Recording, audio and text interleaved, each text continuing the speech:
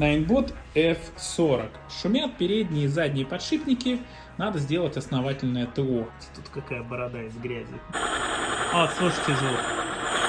Так шумят подшипники. Здесь уже, видите, вовремя надо менять подшипники, потому что, видите, вода уже начала выпадать через подшипник. Смазка там кончилась, и колодки поменяем. Также сделаем улучшенную гидроизоляцию. Но у меня ролик по поводу этого есть большой на канале, можете посмотреть. Уже не шумят.